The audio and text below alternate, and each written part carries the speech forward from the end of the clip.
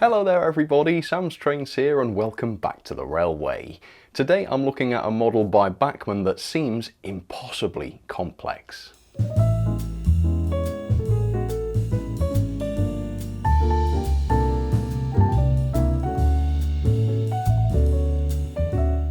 A little while ago I looked at the Ellis Clark Presflo wagon in O scale, and for £69.99 the thing that really hit me with this model was the complexity.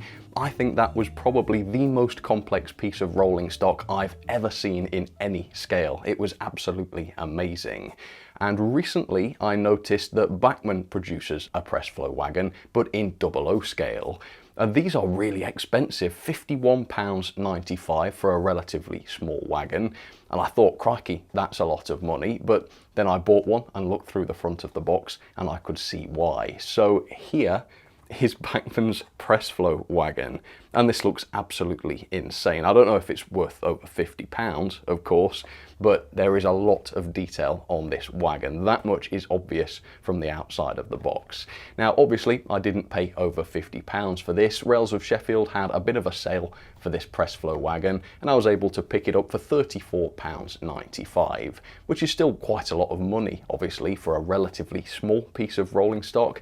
But then when you look at the complexity of the thing, it actually doesn't seem so bad after all. So I'm quite curious to see what this is like. Is this going to be one of the most complex pieces of rolling stock I've ever seen in 00, as the Presflo was in O scale? I'd love to find out. So we'll look at this today. If you'd like to find out as well, I've got an affiliate link down in the description. Let's check this out and see what this is like. So a little rundown then on the Presflo wagons. So these were introduced in the 1950s and they were used for transporting powdered goods, mainly cement, that kind of thing. But the thing with cement is, in transit, it clumps up, which is obviously no good. But it doesn't clump up if it's stored under pressure, and that's what these wagons do. They store the cement under pressure and then it's able to easily be removed from the wagons thanks to the pressure after the journey. So Presflo is derived from the words pressure flow, and that's why we've got all this ribbing on the wagons themselves to reinforce them because of the high pressure under which the cement is stored. So anyway, let me show you the end of the box. So the product code for this particular model is 38-272A. It's a BR 22-ton CPV Presflo cement wagon, and the livery is BR Bauxite Rugby Cement. And yeah, we've got a big plate, which is separately fitted quite obviously, that says Rugby Cement on it. So with that, let's open this up and see exactly what we get. It might just be the wagon. I don't know if we've got any accessories with this, although we do actually.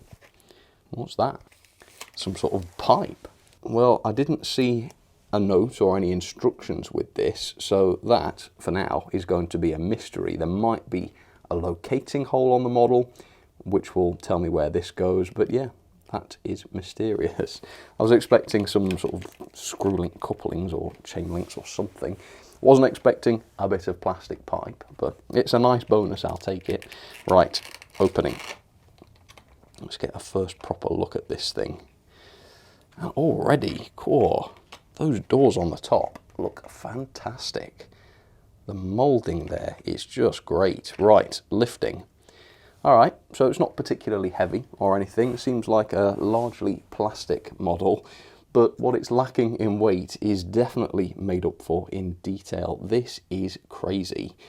This might hold the record for the most detailed parts packed into a given area. I have never seen so much going on such a tiny wagon, which is about the same length or probably less than your typical open wagon, private owner wagon, something like that.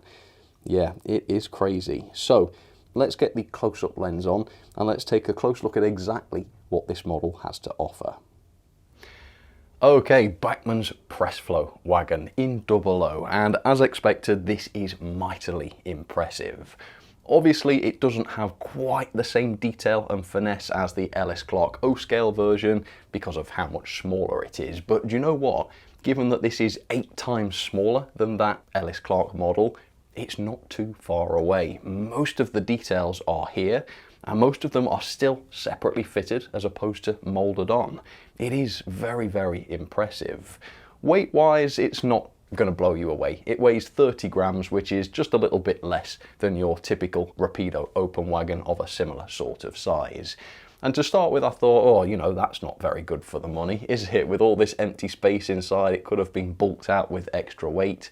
But you know what? If it's stable at 30 grams, that's absolutely fine. I like heavy models, don't get me wrong, but it's rolling stock. As long as it's stable, it doesn't need to be that heavy. So no, I don't think the weight is a problem, as much as it's not massively impressive. Let's jump in then and look at what this model has to offer. And yeah, honestly, if this was a locomotive, I would be saying, wow, what an impressive model this is. And yet it's not a loco, quite obviously. It's a piece of rolling stock and it only cost me £35, which seems like a lot for a wagon. But let me jump in and show you exactly what this model has, and then possibly it won't seem like such a lot. So the finish is good. It's got a decent satin finish to it for the most part, I would say. We've got so much printing going on here. We've got print work on the little sort of supporting fins for the Presflo tank itself.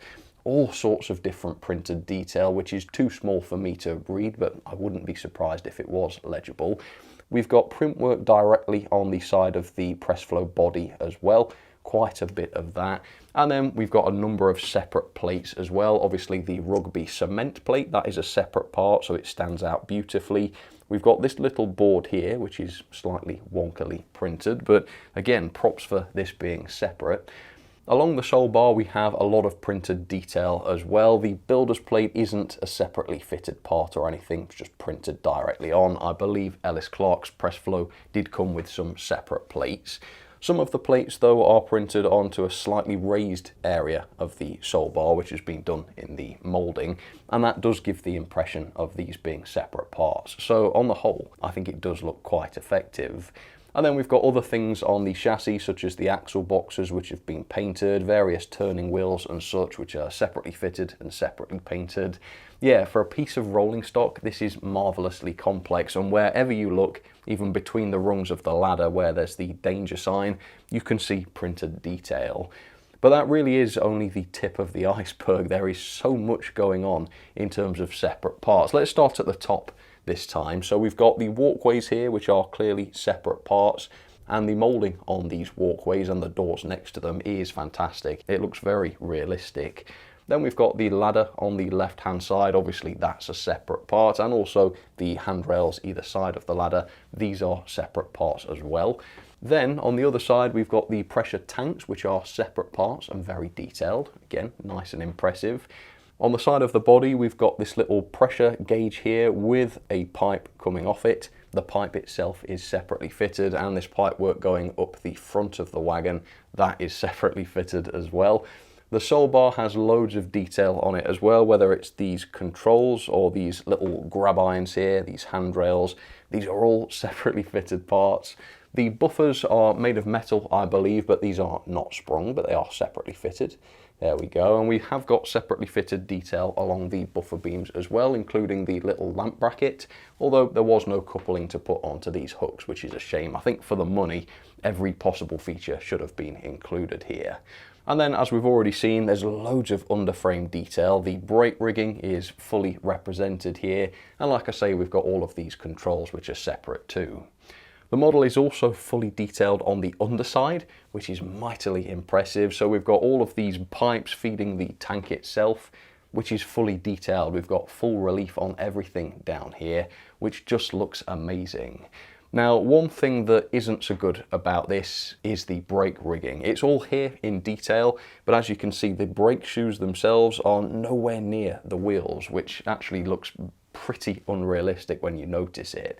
And I think this comes from the discrepancy between 00 scale and HO gauge. So obviously the wheels are HO gauge, but it looks as though the brake shoes have been positioned as though they were 00 gauge. And as such, the brakes are nowhere near the wheels, which is rubbish, I think.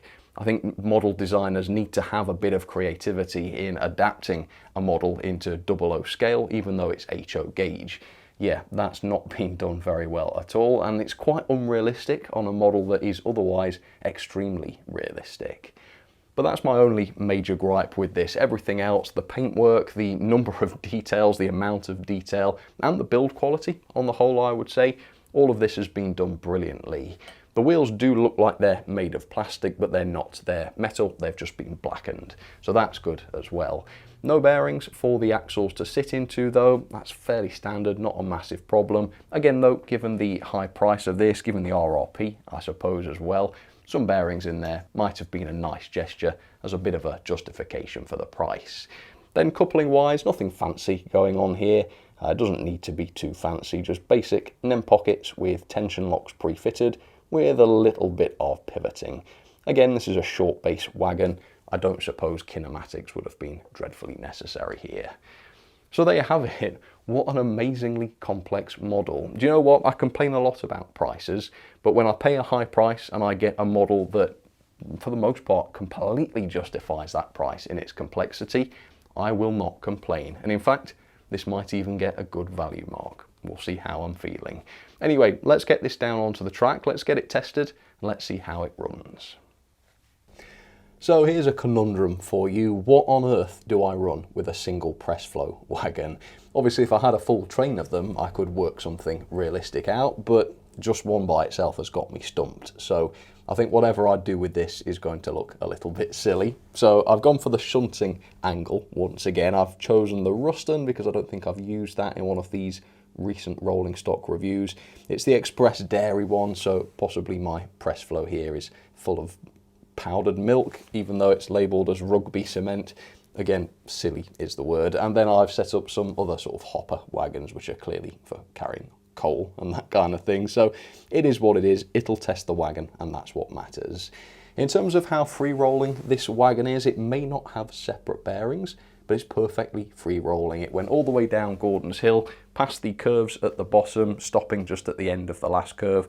You can't fault that. 30 grams, fairly small, light wagon, rolling like that. Absolutely spot on. So yeah, say what you like about Bachmann and their prices, their stuff works. And I tell you what as well, when I test these couplings, I bet they'll work as well. Here we go, backing up with the loco. Coupling the first, sounded good. Looks good. Let's back up to the much larger Hornby Coke hopper. Yeah, of course it worked. And they look to me like the couplings are at the right height. So there we go. Now, before it goes off around the track, let's send this over the points. I can guarantee the wagon itself's not going to have problems. These Dapol wagons at the back, possibly a different story. But yeah, I'll eat my hat if the rugby cement wagon comes off the track on the points, and that's a horribly dangerous thing to say because I'm on video, and if it happens, I will have to eat it, or at least a bit of it. Anyway, pull forwards, let's try it. Oh God, why have I done this? And with the steadiest hand on the controller I have ever had, let's send the train backwards. Dapol wagon's okay actually. And thank goodness, so is the Presflo for now. Now obviously, even though I am now biased against this coming off the track, because I might have to eat my hat if it does, I'm still going to do the full range of tests. Sorry, just waking up the Ruston there. So I will do this again at a higher speed. And then I'm never going to mention eating hats again, because I know you lot would make me do it. And I don't know how I would do it. But anyway, I think I got away with it. So perfect performance so far. No derailments, no coupling issues, no free rolling issues. Seems like a 5-star performance in the making. So there we have it. I don't think this is a particularly new model. I certainly don't remember it being announced anytime recently. But that doesn't matter. The level of detail is so good that it easily justifies this model still being available today. And of course mine looks a bit silly in a train by itself, but if you had a whole train of these, that would look absolutely amazing. The level of detail on these wagons is so eye-catching that a full train of these would be a very impressive spectacle indeed. And you know what? Apart from the odd missing feature and that sort of thing, there's nothing I would fault with this. The quality was excellent, the detail is excellent as well, performance faultless. Yeah, it's a lot of money, it's certainly not a bargain, but my goodness, you do get quite a bit for your money, don't you? So impressive stuff, very good. let's have some ratings then for the Bachmann Presflo wagon. And I'm sorry that this is kind of a boring review really, because there's nothing I can say except, yeah, it's excellent. Level of detail, 4-star. I've not given it 5-star, which seems crazy given how much detail and separate parts and decoration is involved here, but I'm trying to think about the full package. What could this have for this amount of money? And I've come up with a few different things. Brakes that actually look realistic. The brakes are very, very unrealistic looking on this. Some sort of coupling for the coupling hooks, that was missing. Sprung buffers, I know a lot of people tell me off when I mention sprung buffers, but you know what? Model railways are about fun. I and plenty others find sprung buffers fun. If this model had them, that would have been an extra feature I could check off. So it doesn't have absolutely everything, but it is a tremendous looking model, and for most people, maybe with the exception of the brakes, I think this is more than acceptable. So 4-star. Performance though, no matter how much I nitpick, I cannot give this less than 5-star. It is perfect, perfect couplings, free rolling, no issues on curves, no issues on points. It's a full house, not a problem, 5-star. Quality then, on the whole, is pretty good. You might have noticed the odd tiny bit of visible glue here and there, but I'm not knocking it down really for that. It is quite plasticky, and when there are models out there with die-cast chassis, I want to save the 5-star quality marks for those models. This is quite plasticky, it's relatively light at 30 grams. I don't think this is a massive problem, but I do want to reflect the fact that it is mainly plastic in construction as opposed to sort of die cast. Not a problem though, 4-star. Value for money then. Now, you might look at a Bachmann wagon and think £51, that's going to get a low value score, and in many cases, yes, it would. But on this occasion, we have a lot of detail here. It's clear to see where the money has been spent on this. I don't think it would get a great score at £51.95, but I actually paid £34.95, which, don't get me wrong, I don't think is a bargain, but again, it's easy to see why this should cost that much. I don't know how many separately fitted parts there are on this model, but there's dozens and dozens. I don't know about 100, but a lot. It's a complex model. Again, there's so many decorated effects. I don't know how many different prints there are on this model. Again, it's probably into the dozens. It's a complex model. If a model costs a lot of money and it has the complexity to justify it, I don't think that makes it a rip-off. Bachmann, I think, do rip people off sometimes, but this time, it is clear to see why it should be expensive, so I'm giving it 4-star. Not a 5, not a bargain, but a 4. Overall then, that is 8.20 out of 10, or a grade of B.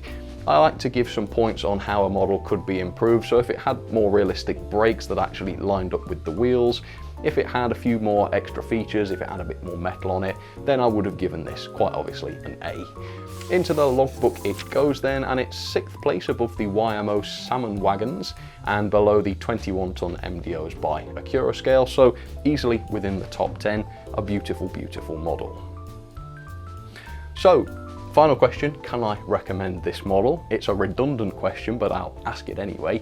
Yes, if you're after a Presflo wagon, then yeah, why not? Why not indeed? It's expensive, it'll take some saving up. Maybe these will appear in the sale at some point and you'll be able to get one cheaper. But for £34.95, it's going to be painful putting a rake together. It's going to cost a lot of money, but will it be worth it? Yeah, pretty much. At least you will get something of decent value for that money. So yeah, I can recommend these, and if you'd like to try one of them, links down in the description. Equally, if you think £35 for a wagon, even discounted as it is ridiculous, yeah, I get it. Some people don't want £35 rolling stock, no matter how good it is, and that's fine too. But anyway, those are my thoughts. Let me know what you think down in the comments. Thank you very much for watching, and I'll see you very soon for another video. All right, cheers folks, you take care.